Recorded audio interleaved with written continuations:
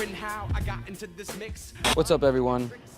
We're about 3 weeks away from the 2016 United States presidential election, and it's got me thinking about voting and about the state and all kinds of things. So I want to share some of my thoughts with you guys.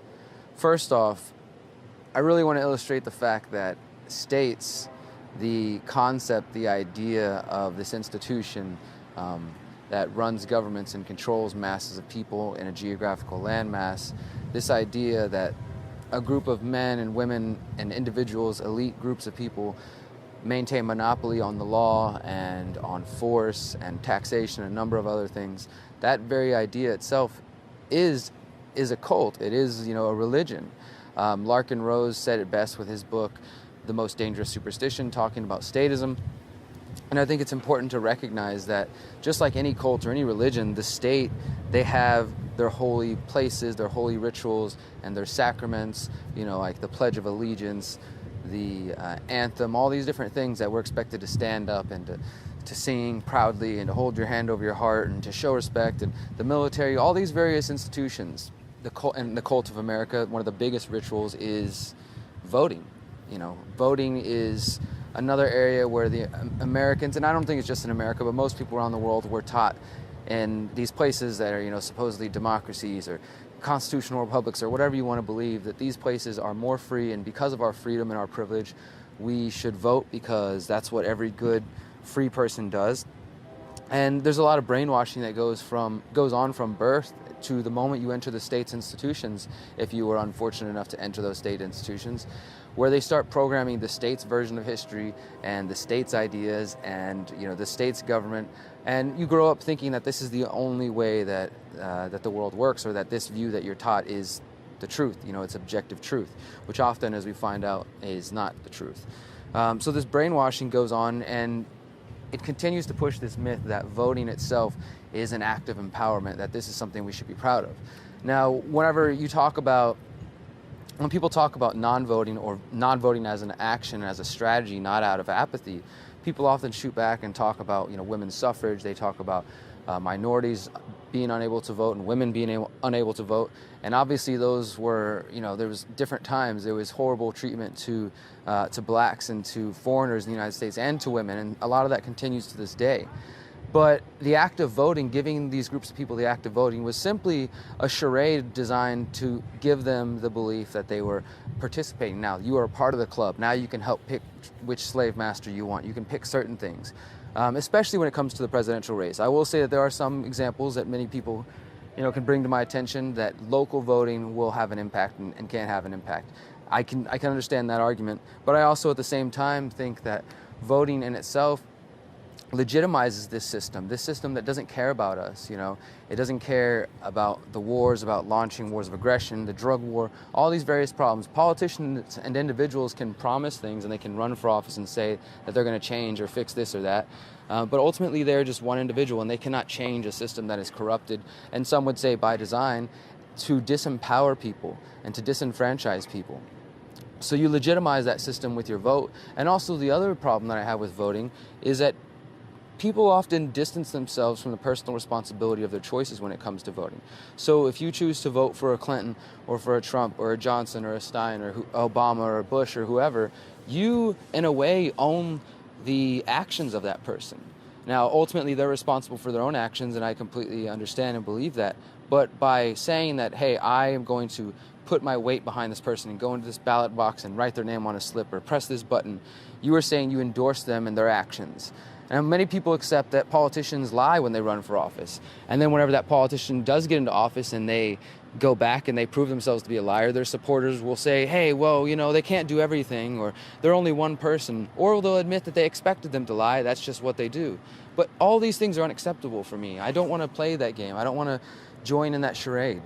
I have some other videos on voting as a strategy and why I don't vote, and I'll post those links below if you want to know more about that. But even when we talk specifically about the election in 2016, Donald Trump and Hillary Clinton, let's look at those candidates. Now, personally, I don't see much to value in either of these people. They're both warmongers. They both will continue the surveillance state. They both have a horrible record when it comes to showing that they truly care about the people. Donald Trump on his business dealings doesn't seem to care about the people. Hillary Clinton and her actions as Secretary of State and things that she supported in Honduras and other places and in Libya. I mean, they're both just, these are not people that I want to be represented by. I don't want to even give them the respect of paying them any mind, so I pay as little mind to them as possible. These are the major choices in America today. We have also, Gary Johnson, Joe Stein, these other people that we could vote for, but ultimately, again, I don't think that that is something that I want to support. But when it comes to Hillary Clinton and Donald Trump, this is an interesting aspect I've been realizing, is that in some ways, these two characters are representing archetypes that exist within each of us. They're representing the feminine and the masculine. Donald Trump representing this sort of macho, machismo strongman that some people seem to identify with and that they think is necessary in order to take America back to being great again and fixing problems in this country. And I can empathize with people who are seeking a radical change in order to try to make things better. And then when it comes to Hillary Clinton, there are people who see her representing of feminine qualities, nurturing, she's playing this grandmother figure up. I don't think this is true, but this is what they're trying to portray her as, is she's the caring one. She cares about healthcare, she cares about the working class. Again, she's a grandmother. Now, obviously, anyone can display feminine and masculine traits, but ultimately I think that there's this dichotomy that we're seeing. And it's a dichotomy that is within each of us. We each have certain traits of feminine and masculine and maybe somewhere in between there at different times and different situations. But these two archetypes of the feminine and masculine are being used as a way to physically, politically, and I think on a spiritual level, divide us and cause division within ourselves. So there's this pulling apart of feminine going this extreme way and masculine going this way. And that doesn't mean all women support Hillary or all men support Trump. I just mean those qualities. So maybe you identify more with some of those qualities that you see in Hillary, so you go that way, and some go this way to Trump. But ultimately, we're being pulled apart. And in that vacuum, that space there, that's where the state thrives. That's where the state is corrupting our being and trying to disempower us and make us believe that voting is the only way, or that this system is the only way to create change. And I think that's important to recognize. The elections are just amazingly beautiful times to divide people. It's just so disgusting, but amazing when you really step back and recognize that we are being divided every 4 years and even more rapidly every election cycle. And we allow that to happen. So in this space where the state exists and where we're being pulled apart, there's also an opportunity, though. This is where myself and my friends here in Houston and others around the country and around the world are developing a concept of freedom cells. We're trying to replace that imbalance that is existing within each of us, that the state is exploiting by dividing our masculine and feminine qualities. We're trying to reapply balance through empowering our communities, through mindfulness, through the conscious resistance, and through freedom cells. So we now have a house here, and we're trying to show people how to get off the grid and to empower themselves through the counter economy and through non-voting and through action in your local community to empower yourselves. This is an idea that we really think can be revolutionary and can change things around much quicker and, well, I don't want to say quicker, but much more lasting. It might take a few generations, but it's going to be real change compared to voting for a candidate. I want to issue a challenge. If you do believe that voting for Trump or Clinton or any of these people are going to actually bring you towards a more free society, a more prosperous lifestyle, then take up this following challenge, okay? Go and vote for them, and in 2020, 4 years from now, if your candidate has been elected, see how much closer you are to your goals. Think about what you want out of your life and what you're trying to achieve and what you're hoping to accomplish by voting for a person. And in that same time, we'll be building our freedom cells, and we'll see who is further along and advancing our lives to creating abundance and freedom and community and compassion and empathy and brotherhood in our communities and in our lives. We'll see who gets further along in that process, either by voting or by building within our community. And we challenge you guys to get involved and to start doing things in your own community. If you want to learn more about that, check out freedomcells.org. And that's all I got to say today. Remember, guys, voting is a ritual. Voting for these people and believing that real change is going to come from there, it's not going to happen. I know many people out there are feeling empowered now, and they're thinking, I need to go out and vote now because we have to stop Hillary. There's no jokes this time. This is serious. We have to go out there and stop Trump. You know, one way or the other, people are being taught that this is an important time for them to come be the hero. But you can be the hero now, in this moment, every day, within your own life and your own community. Don't let these people trick you into believing that their game matters. Remember, you are powerful, you are beautiful, you are free. Peace. Are you sick of government lackeys who say you didn't build that? Are you tired of elitists who think you need a government permission slip for everything? Everything you do is an A to B conversation, and the government should see their way out of it. Create true free markets by adopting the BIPCOT No Government License. The BIPCOT No Gov license allows use or modification of any product, service, or software except by governments or government agents. Go to bipcot.org. That's Bravo, India, Papa, Charlie, Oscar, Tango.org.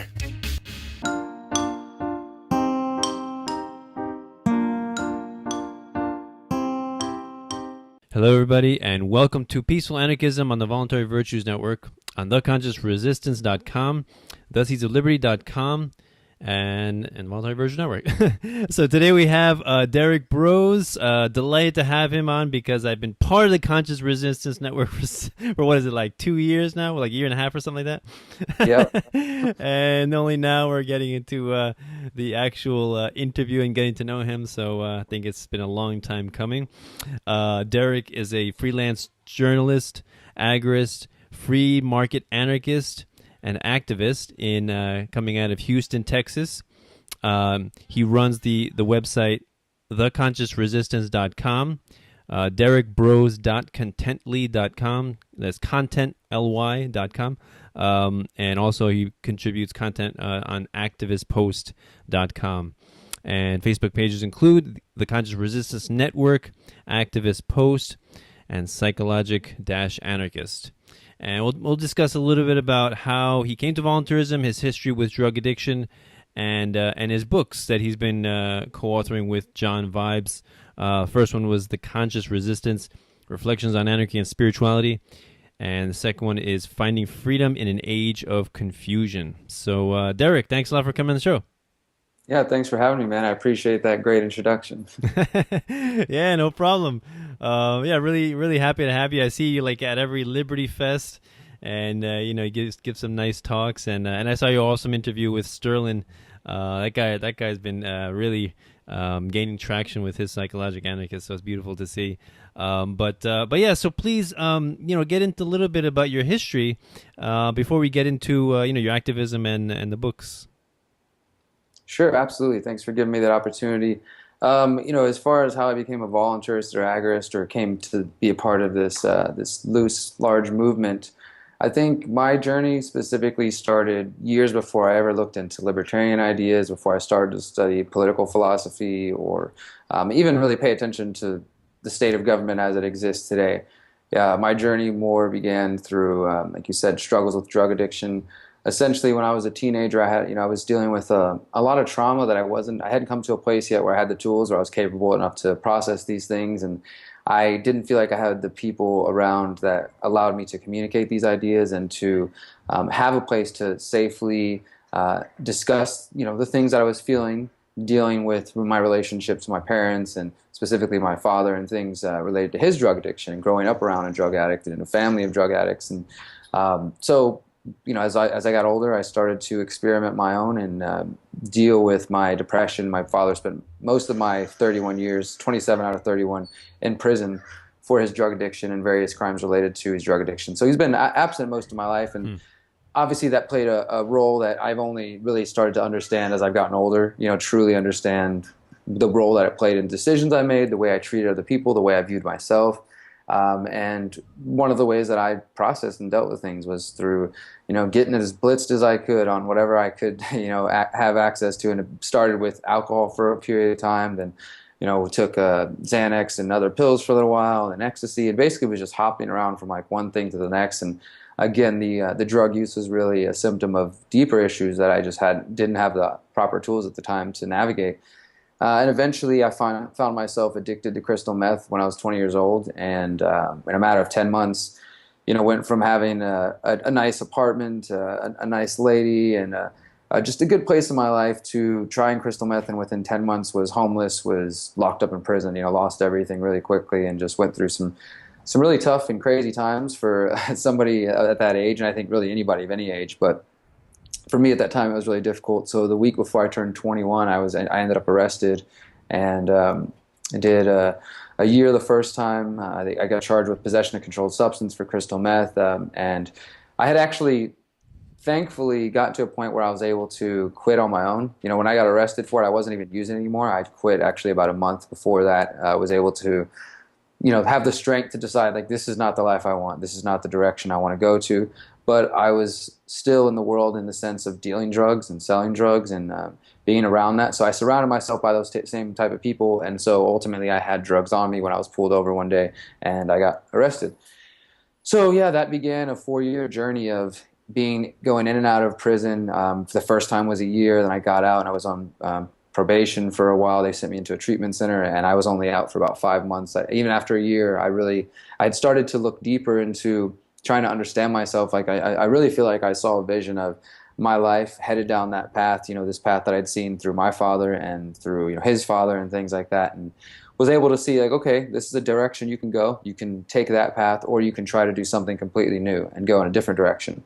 And that was really the beginning of this larger awakening process in those first moments. Now, of course, I got out and I was only out for 5 months, and I got sent back for another 3, and I was out for a year, and I started drinking and ended up getting a DWI and getting a felony. So, I mean, it was a 4-year period of in and out, back and forth, still gaining lessons this time. But ultimately, I was released from the final time from prison after doing 18 months, October 2008, so about a month before Obama got elected, which was a really time to be kind of coming back into the world with this. I remember this feeling of thinking, like, that this Obama guy was either going to save the world or be the Antichrist, because people were just obsessed with him. It's just like, I don't understand what's going on, and in that, that sort of experience coming out of there, I came out of prison as a felon and, had trouble getting a job. And I was just, where I was living, I happened to live next to a library. So I would go to the library every single day and just apply for jobs.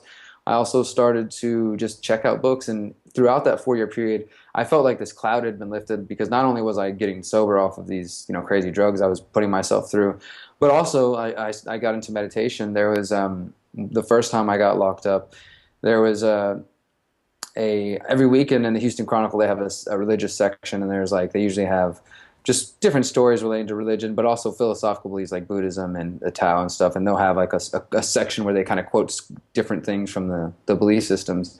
And there was a quote from the Dhammapada, which is somewhat known as the Buddhist Bible, just a bunch of verses that the Buddha is credited for. And I don't remember what the verse was, but whatever it was, it struck me very hard. And just immediately I wrote to my girlfriend and to my grandmother and started requesting books and just anything I could on Buddhism and meditation, just wanting to know more. And that really began that journey. And so I held with that throughout that whole time period and just started to understand. I wrote so much while I was locked up. That's really, I think, one of the things that kept me sane. And I really just started to look at my decisions and to question myself and question my motives. So by the time I got out in 2008, my whole life had been completely changed. I was just looking at the world with fresh eyes. And in coming out as a felon, I really felt like I'd been sleeping for the first 20 years of my life or so, that I was in this haze of just being a young child that was deeply affected by going and visiting my father in prison, and just seeing these different things that just kind of, I felt like they made me put me on hold for a while, because I was definitely seriously depressed. I had suicide attempts throughout my teenage years, and all that led to drug use and addiction and such. And so when I finally got through that, it felt like this cloud had been lifted. I felt like I remembered I'm an intelligent person and I like to read. And so I remember I checked out a book on the drug war, and that was sort of the first thread that I pulled. I read about the drug war, and after just getting out of, prison for drugs, it was really fresh in my mind. So I read this book called Cannabis, A History, which was just all about the sociological impacts of cannabis, the history of itself, of the plant, the science behind it. Just great, just really well done work. And also helped me see that, the drug war was based on racism and money, and putting hemp out of business and all sorts of things like this. And that was one of the first things that really got me to start questioning the actions the government takes. I'd sort of always had an anti-authoritarian, almost you could say anarchist feeling. I grew up getting in trouble, but it wasn't any sort of philosophical backing to it. It was just I knew things intrinsically were not, I didn't care to worship my teachers or the pastor or whatever simply because they were in that position. And that would be, as a child, you get in trouble when you're like, hey, I'm not just going to bow down to you and respect you or just listen to what you say because you say so. So, I think that was the seed was in me already. I think that we both probably would agree that most people are born anarchists, but it just sometimes you lose it or you forget about it. But it wasn't until I really had the going through drug addiction, getting locked up, and then kind of awakening to myself again that I started to read about the drug war. And then from there, I read a book by Jim Marrs called By Secrecy, which covers a lot of kind of conspiratorial views of the world. And I also read Revolution and Manifesto by Ron Paul at the same time. So both of those sort of shaped my view from a philosophical understanding and also from like a conspiratorial side. I felt like I was getting information from these two different sources, but saying the same things essentially.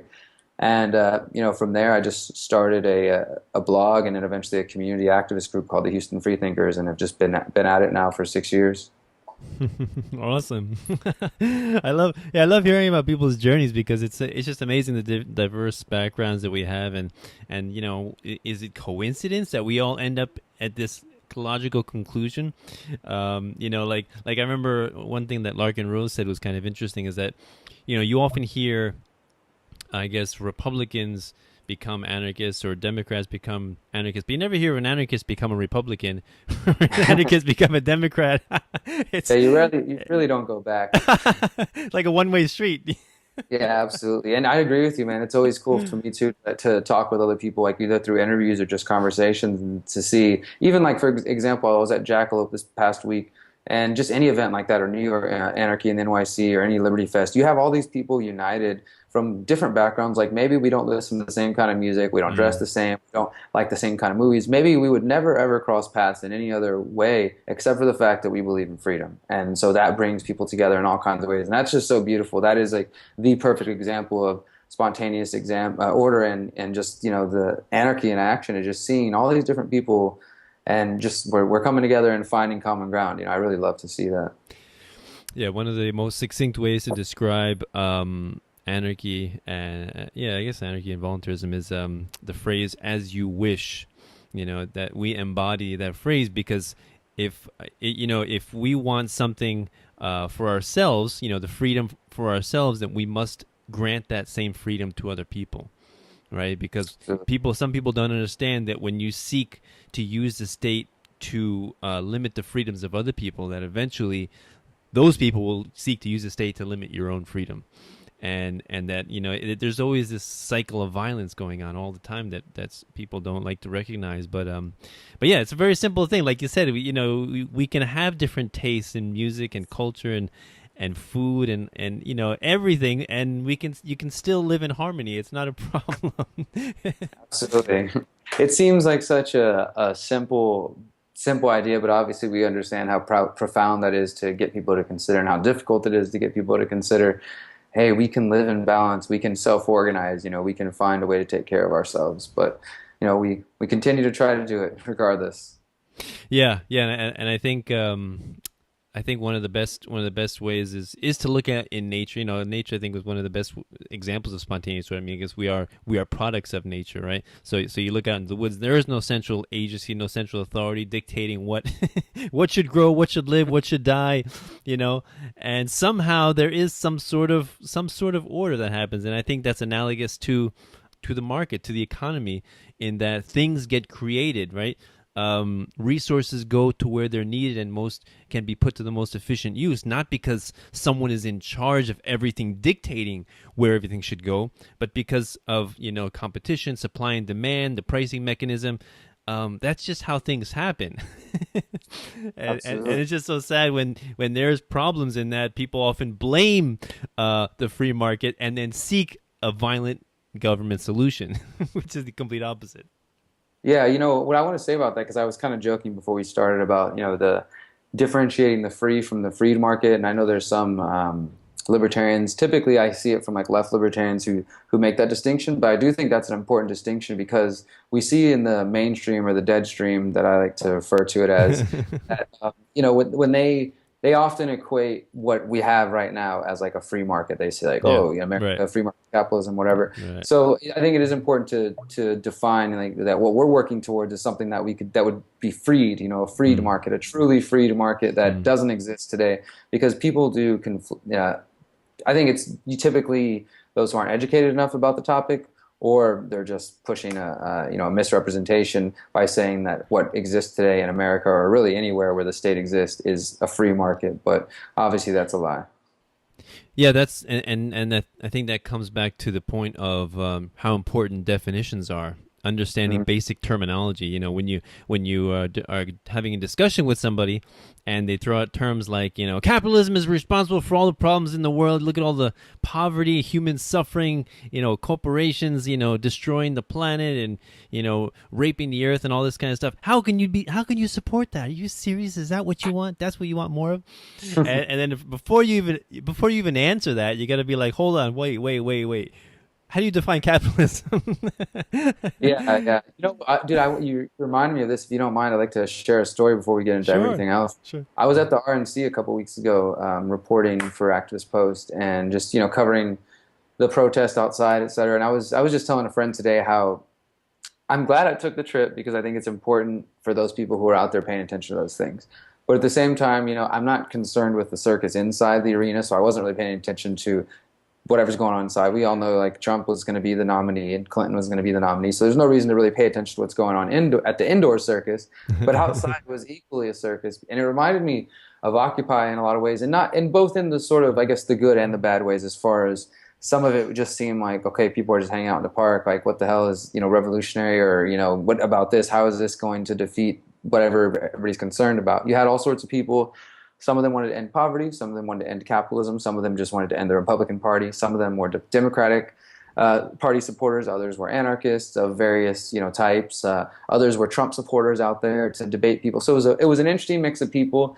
And there was like the Revolutionary Communist Party, which is essentially a cult for Bob Avakian. It's not even, I wouldn't even consider it to be a real anarchist thing at all. I mean, communist thing at all. Even the other communists don't like them, basically.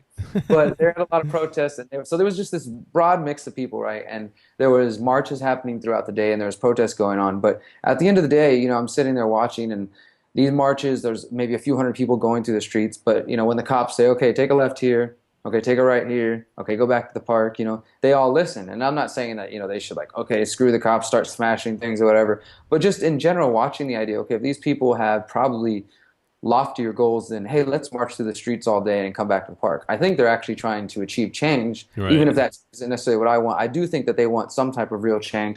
And so what my goal was is, after a while, I'm like, okay, I can only get so many days of, here's some more people marching on the street. Here's some more people marching and yelling at cops. Like, here's a flag. I want people to think deeper than just that. So I got some of that. But then the last couple of days I was there, I really focused on getting man on the street interviews, and not even really interviews, I would say, but just filming conversations, either conversations I was having with people or just other conversations that I witnessed. And one of the nights, man, I really just had an awesome, profound conversation with a literal flag-waving anarcho-communist who was holding his red and black flag, had a mask on. And then there was like an older guy who was like it's kind of like a labor unionist, definitely a left wing, but not nearly as far as the ANCOM, and myself. And I didn't film it at all because it just felt like it was just a good conversation. There was no reason to kind of ruin it by pulling out the camera and be like, let me film this. Right. But it was just one of the most powerful conversations I had, because between the three of us, we were able to kind of get past the sort of knee-jerk reaction and actually get to definitions like you were talking about the importance of, and get into the nuances of these various philosophies, and the anarcho-communist was, willing to kind of hear some of what the labor union guy is saying and like hear my opinions, and we were all kind of hearing what each other says and getting past the essentially what I consider to be the meme culture that has been created by Facebook and by the internet in general, where people are so used to posting memes making fun of ANCOMs or ANCAPs or whatever it is that they think is the opposite dogma that they believe in, and not really, even in my experience, ever actually reading them. Like, the ANCOMs don't typically read Rothbard, and I don't know that many, ANCAP Rothbardians who read Kropotkin or, others like that. So you have people arguing past each other typically, or like you said, like maybe one of them's got a different definition of capitalism, so you're defending something while they mean something completely different. and you're just talking all over that place. But it was just a really inspiring, about 30 or 45-minute conversation where we were all able to see common ground that each of us had, and each of us, shook each other's hand at the end. And I think each of us went away feeling like, wow, that was awesome. That was powerful. Like, I don't 100%, like, we may have different solutions, on different things, but we were able to find the areas where there was tons of common ground, and sort of look around and watching some people literally like in each other's face, like they're about to beat each other up, and just, and that's, to me, it is again the symptom of the social media, the Facebook discussion. People are so used to just like posting a snarky comment or just some meme or whatever, and they're like, when they get in front of somebody's face, they literally act like that. They're just like, like screaming and yelling, or they just walk away, and so it's just this crazy circus. So it was nice to, within all that, kind of be outside of it a little bit and just have this really powerful conversation. So I say all that to say to the viewers and the listeners that please be willing to have conversations with other people, because I don't think we're going to get towards any more free, conscious, empowered world without being willing to have communication, and especially with the people who we quickly label as our enemy or as our opposite, as the other in our mind. We need to get past that state of mind. And there are very strong differences in certain beliefs, obviously, that separate us. And, when those times come, those bridges will be crossed, but there's also so much common ground that could be focused on, and relationships that could be cultivated that might end up bringing us to some point closer, to a real free world, rather than continuing the division. Because it's just frustrating to see how easily so many people are divided, within the mainstream world with the left and the right and the Democrats and Republicans, but then even outside of that, people who are anti-statist, or they want something deeper freedom. Even among those movements, there's a lot of division. So I want to get past that, and I had a great time trying to make that part of my goal, being there, rather than focusing on the circus of it all. Yeah, that's a really great point. I reminds me of a post I did maybe sometime last year, and it was basically bashing anarcho-communism. and I used to, like, when I first started, I used to identify very strongly with, as an anarcho-capitalist specifically. And if you pin me down, I guess I really would. But now I kind of backed up, and I kind of have realized that, really, I think the main goal is just anarchy in general, right? Just live and let live, right? Just, no one has a right to rule anyone else. And if people can come together in a community and call it, and it be more like a commune or an eco-village, what's really wrong with that? There's nothing really wrong with that. Or if people want to have a worker-owned co-op, what's really wrong with that? Nothing. If there's nobody being injured or harmed, or if it's basically all voluntary, I don't really have a problem with that. And people can choose to live the way they want to live. So I think that's more important. I agree with you that the idea of that's why I like voluntarism and agorism. I guess it's just they're more general terms, and if you were to say which system do you think will lead to more prosperity? Well, then I guess that's more of like a utilitarian argument, like which would be more successful. But for now, I think what's the most important, what's the the largest beast that we have to slay is statism, the idea of the belief in authority. The state, that's the biggest beast. And if you're talking about state communism, all right, that's a huge beast. But we're talking about anarcho-communism. That's more or less a voluntary thing. So I don't have a problem with that. And you're right, like they read different books, right? So I got put in my place. Okay, just because I got put in my place when I made that post, and after that I'm like, all right, I can't bash anarcho-communism anymore. I will say this, because this is what we have to recognize is, you only have so much time in the day, right? There's a lot of people out there who are Rothbardians to the core. They've read everything that Rothbard read, and everybody who was influenced by Rothbard, and they try to carry on those traditions. That takes a lot of time just to read all that information. But what we have to recognize is that, and this was the point of my speech that I gave last year at Anarchy and NYC, was kind of calling for unity and for these alliances of radicals of all types, anti-authoritarian, anti-statist radicals of across the spectrum who just can recognize that. And it really is kind of a harken back to the anarchists without adjectives, anarchists without hyphens movement, which has been around for hundreds of years of anarchists and various voluntarists saying, hey, instead of spending all of our time dividing ourselves into various economic camps about what we are going to do if we ever get there, why don't we just work towards the goal of getting there, and then let free people decide at that point, And that's also, I think, how you can really distinguish between who, I don't want to say is worthy, but who can actually fit the definition of an anarchist, and that is who is voluntary. Because I will say I definitely have met others who would call themselves anarcho-communists, but also weren't for voluntarism. But then I've met anarcho-communists, and I've read some of what Kropotkin has written, and when I read it, I'm like, okay, wow, this is like nearly identical language to voluntarism, and he just has different school of thought on his economics, but he still wasn't calling for anybody to be forced into the system or to have a state to enforce it or whatever. So I just think it's important to get past that, and I definitely, like you said, I guess that's why I shy away from a lot of the labels and stuff, and if anything, anarchist without adjectives. To me, also, agorist is a good identifier, and I stand by that philosophy, and I definitely, and counter-economics is a strategy that I live, on a regular basis, so I have no problem identifying with that, and also because I feel like you could be an anarcho-communist and practice counter-economic activity. You could still recognize, hey, we're going to have a commune, but we want to take power away from the state, so we're going to try to do it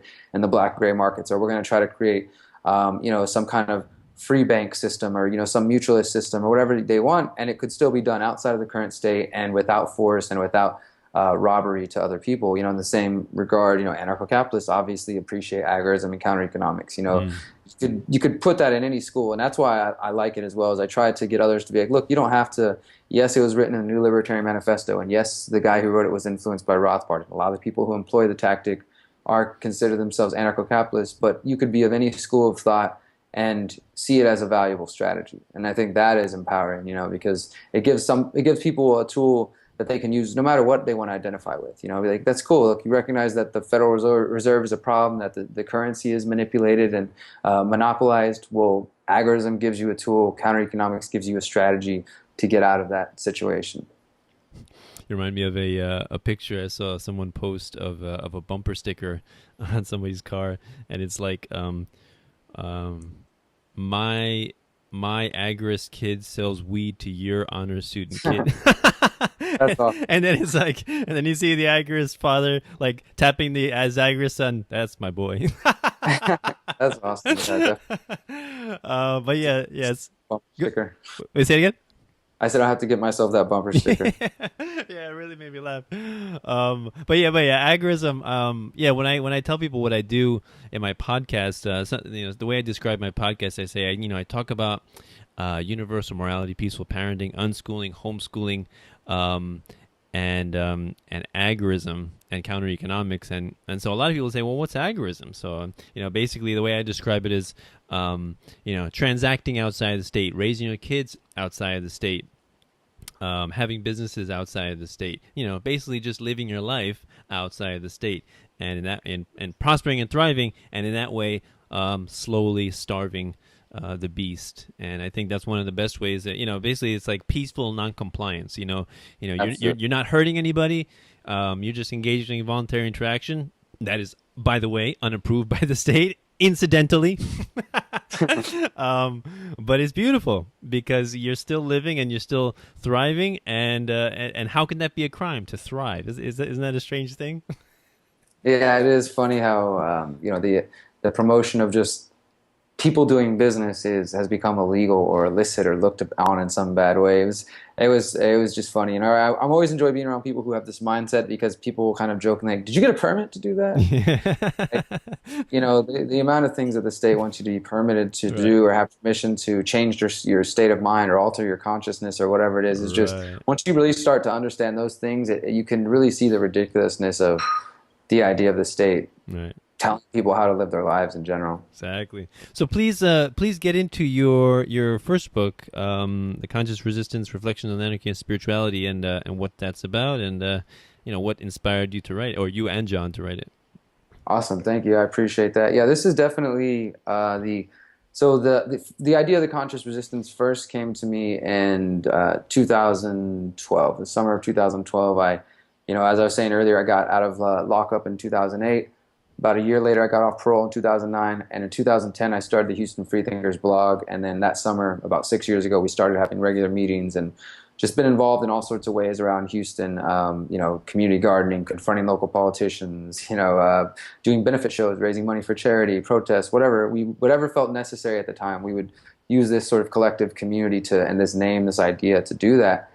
And I also, obviously, as I mentioned before, was into meditation and kind of had this spiritual interest and a spiritual side to my life. And I was involved in spiritual groups, meditation groups, things like that.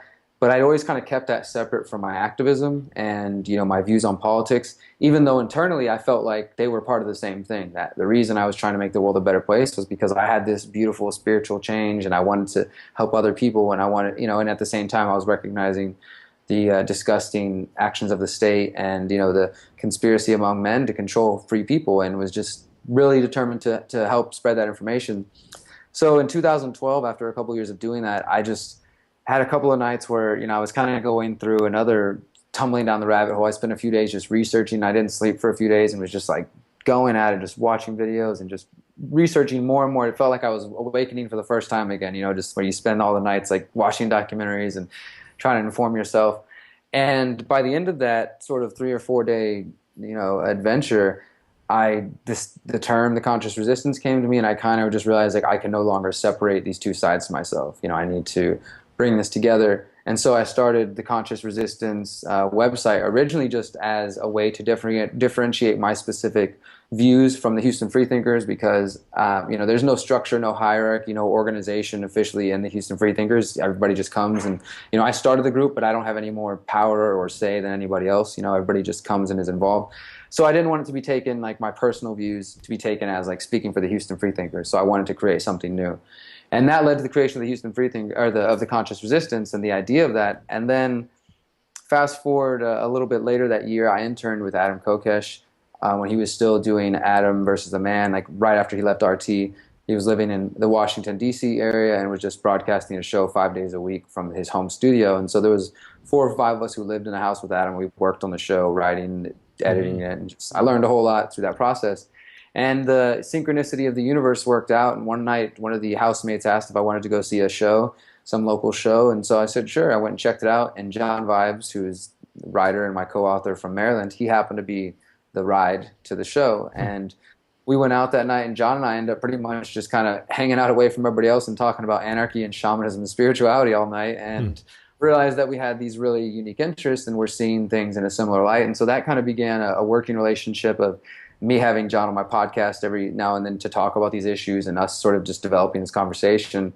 And then I spoke in Anarchy in the NYC in 2013, April 2013, and that was the first time I spoke publicly about my views on spirituality and anarchism, because obviously you got people like Molyneux and Kokesh and others who are openly and strongly atheists and kind of closed off to any sort of belief system or anything outside of strict libertarianism maybe. And for me, that just didn't apply to me, and I knew other people. Obviously John felt the same, and we were starting to meet other people as we talked about it who felt like, hey, I have spiritual interests, or I have views about consciousness or whatever that don't necessarily fit into this atheist kind of rationalist strict reductionist mindset. And I also am an anarchist, I also am a libertarian, etc. So I spoke about it then at the first time publicly, and we got a great response. Like, I remember being very nervous and telling John, like, all right, this is it. I'm going to come out of the closet as a spiritual anarchist and see how people will respond. And immediately got questions about meditation and just people who were looking for more information. And then John came and stayed with me in Houston for a week in 2013. And after that, we pretty much came up with an outline for what became the first book, and realized like, oh God, we got a book's worth of material here. And that led to the first book, which is now going to be a trilogy.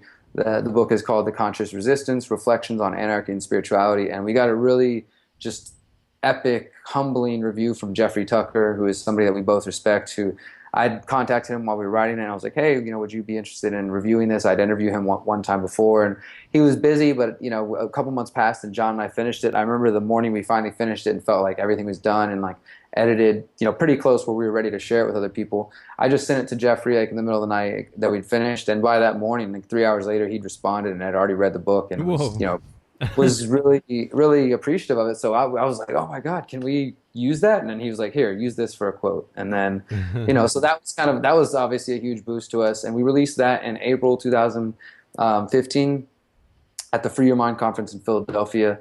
And it's been well received. Both books are available to download for free at theconsciousresistance.com/books.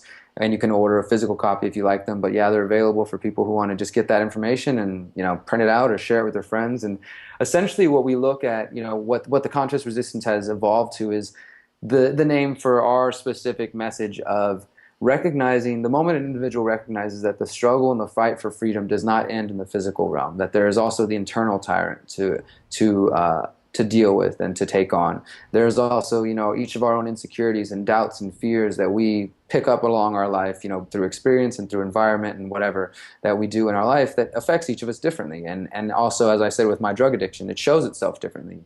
Not everybody, you know, deals with their traumas by using drugs. Others have other ways to escape and to process things, and most of them are not usually healthy ways.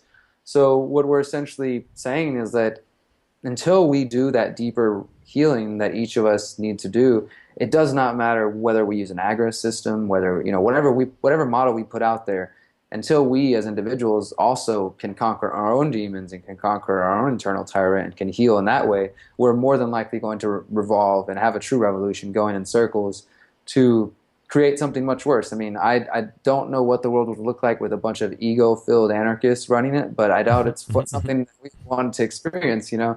So our goal is through these books and through this idea is just to touch on everything from, the book talks about, like the first 4 chapters I think are the kind of the core of our message, which is like, what is the conscious resistance? And then we lay out a position of what that we call explorative agnosticism, which is essentially taking an agnostic view of the world, of God, of those large questions, and of almost of reality itself, because there's so much about our world that we truly don't know. Science obviously has done an amazing job, but there's so much that we don't know.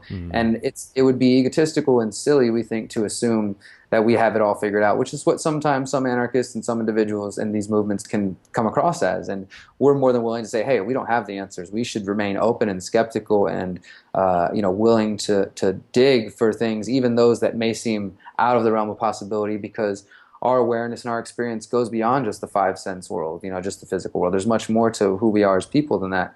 And then the third chapter starts to look into anarchism. We talk about like the history of anarchism itself, and then the ideas that we sort of find ourselves believing in and aligning with, and just how that comes together. And then throughout the book, we also look at the importance of staying in touch with your inner child. We talk about there's one chapter called Conscious Healing that looks on a number of modalities for healing, from psychedelic therapy to floating therapy to meditation itself, different types of meditation, just to conversation. So we're looking at various tools that maybe the anarchist-minded, philosophical-minded haven't considered. And the goal with the book and with these series is, like I was saying before, I run in these 2 different worlds. Maybe individuals who are spiritually aware, they think about the big deep questions, but sometimes they don't want to hear about politics. They don't want to hear about philosophy because it's too heavy for them, and they think that, you know, by focusing on the bad, they're creating the bad, right? So they don't want to focus on that. Then you've got the anarchist kind of philosophical minded people who are sometimes closed off to a spiritual world or to exploring their own mind and their own heart in these ways. So we wanted to bridge the gap between these 2 worlds by trying to bring these topics together, and the book continues to go in that realm. I also share a more extended, detailed version of my addiction story and all the things I went through to get, you know, basically what I shared with you, but a little more in detail. And you know, a few more topics. And in the second half of that first book actually looks at anti-authoritarian traditions and religion throughout the world. You know, before the state, what we see is that religious institutions and state institutions have always worked to control people, both in the spiritual sense of the mind and in the physical realm. And before the religious institutions, the priestly class were established and then started working in tandem with the state. Individuals were able to interpret the world as they chose, you know, and then along came these priests who said, only through saying our prayers or by reading our books or coming to our churches can you know God, or can you know enlightenment, can you know the universe, you know, and they tried to monopolize that connection. And so we're trying to take that back, and we look at anarchism in Christianity, anarchism in Islam, anarchism and the Tao, anarchism in Buddhism and shamanism, and just show how these traditions, these connections, the origins of them are largely anti-authoritarian and had anti-authoritarian strains in them. And then we end the book with looking at Zomia, which is covered in the book The Art of Not Being Governed, really great book, but we just kind of take a brief look at this landmass that was in Asia. Doesn't there was never a place called Zomia, but it was the name given to this kind of contiguous landmass in East Asia that was essentially made up of autonomous anarchist communities, anti-state communities that purposely developed culture and traditions that were anti-statist because they lived up in the mountains, So obviously the idea of some people from down in the city coming and telling them how to live was just complete, it was just ridiculous to them. And we use that as an example to say, look, here's people that developed a culture and ideas that were not about the state and that were able to live this way. And we kind of, end the book with that. And then about 6 months after John and I finished that, we met up again and did some more talking. And we realized that we had more to say and that we thought that we think this book has now become a trilogy. So we released book number 2 in April of this year, also at the Free Your Mind conference. And that book is called Finding Freedom in an Age of Confusion.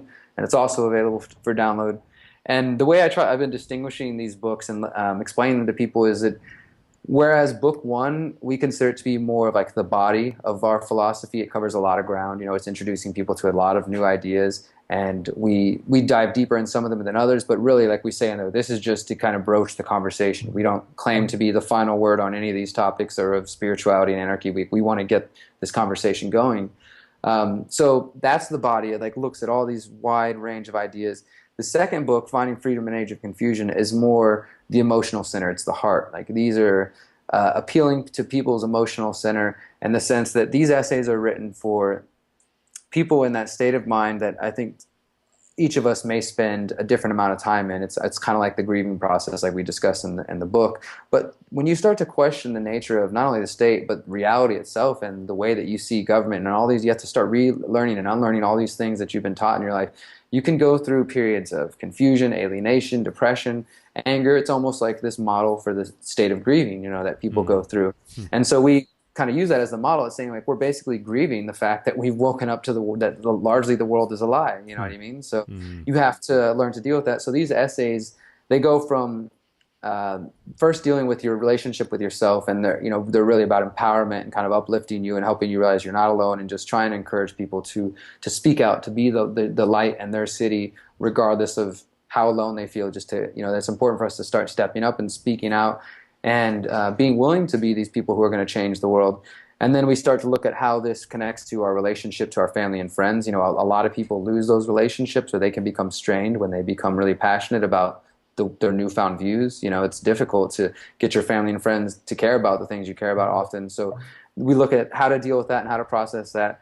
And so that the first part of the book is like essays that are aimed on that, uplifting and empowering people. And then the second half is called Tools for Action, and it's more specific to giving people what we hope are tools to get them started on their journey. So there's a chapter called What is Meditation and How do I Meditate? And just explaining just that, the different forms of meditation that I've practiced. I also give 5 different meditation exercises in there that people can try and kind of change and adapt on their own. And then there's a chapter on positive affirmations and how positive affirmation and creative visualization can help empower your life. And again, these are like topics and ideas that might not be the standard for the anarchist-minded, but we're hoping that we're kind of bridging these worlds, and we've been finding out increasing these since these books have been released. And I just got rid of a bunch of books at Jackalope and talked to people there, and that getting more people who are reaching out and saying, I didn't think there was anybody out there that connected spirituality to anarchism. I'm glad that you guys are finally doing that. And so we're starting to see that there's, this sort of subset of the movement, so to speak, that really aligns with these ideas. And the third book that we're working on, which will be the mind, it'll be the brain of this philosophy. We've got the body, we've got the heart, and this is going to be the mind. We're currently working on it. It's untitled right now, but essentially this is going to be a more like direct how-to book on how to create conscious agoras, how to create these communities. We explore agorism in these books, we explore the philosophy. This is going to go even deeper into agorism, and really we're going to add our own contributions. This is where John and I really are going to try to answer some really deep philosophical questions, like can propertarians and non-propertarians coexist in a panarchist world? Can we truly have that? Like, how do we answer those questions? How can that be worked out?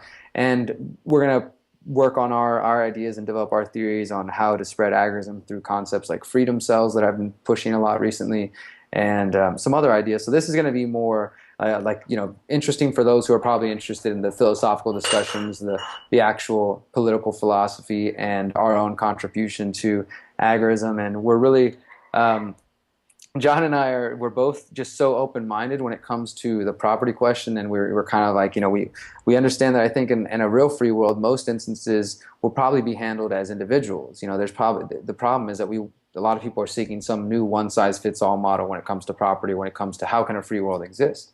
But I think that more than likely, those difficult questions of what about this, how do you deal with this, those will be answered in that moment by those people. It might look different everywhere. Those answers might not all be the same everywhere, but we're going to attempt to really answer some of these questions, and we're thinking that we might have to come up with our own new name for whatever this school of thought that we're working on is, because we haven't seen what we're working on anywhere else, which is really exciting for us because, we want to be able to contribute to the historical philosophy, and I'm a nerd for the history. I love reading all this stuff, and but I'm excited for that, man. Yeah, that's going to be the next one, which we don't want to put any too hard deadline ourselves, but we have released each of them the last April. So if everything goes well, April 2017, the book 3 of the Conscious Resistance will be released. And then after that, I'm going to start working on a fictional version of the ideas, turning them into a fiction book. Yeah. So that's where we're at. And like I said, both those books, the first 2 are available to download for free. And I highly recommend everybody checking them out and contact us. Let us know what you think. We get a lot of great feedback. It's been really fun to put this out there.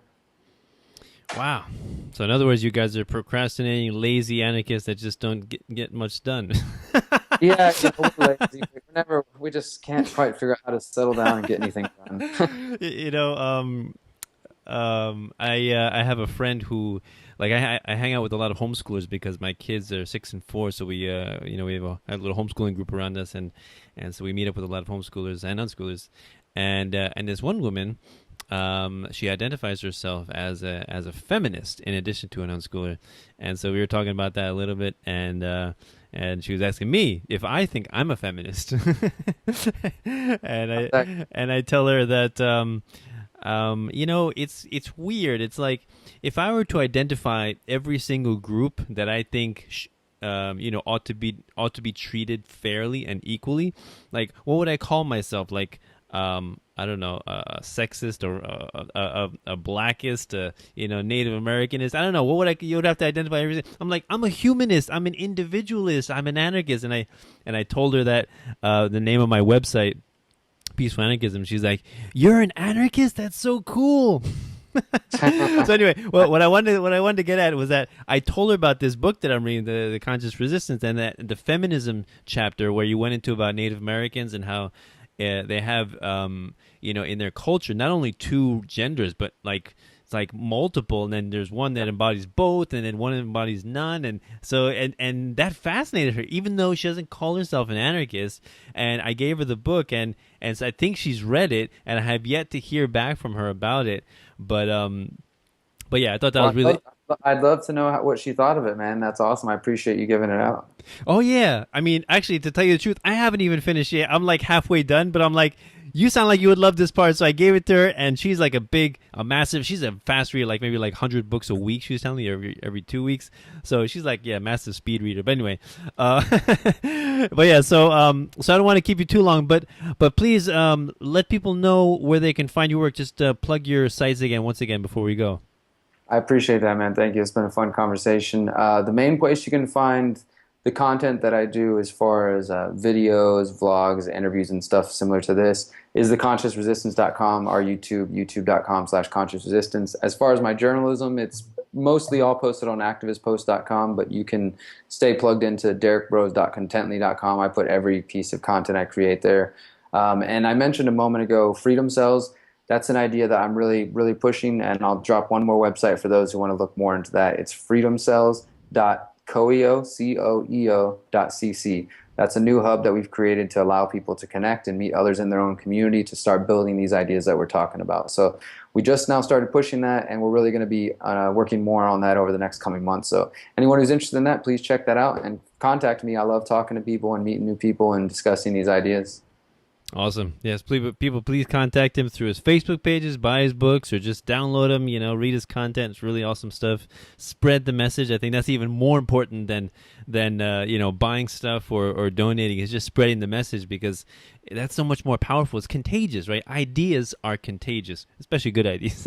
I mean, bad ideas are contagious too, but then again, they get defeated by good ideas, so it's no problem. It's like the worst thing you can do to bad ideas is suppress them, right? So you just let them, give them out, expose them to the light of day, and they will be dealt with in the way that they should. So thanks a lot, Derrick, for the conversation. I really appreciate it.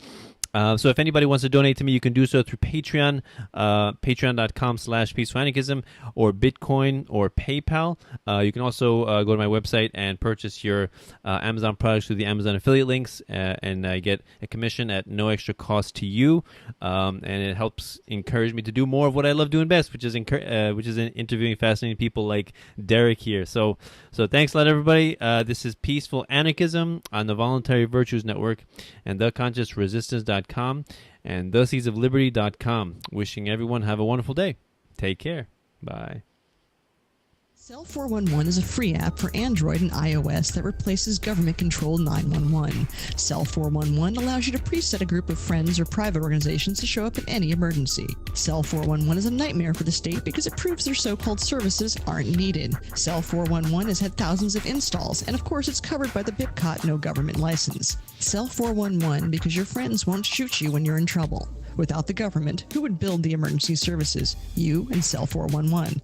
Get it today at getcell411.com. That's getcell411.com.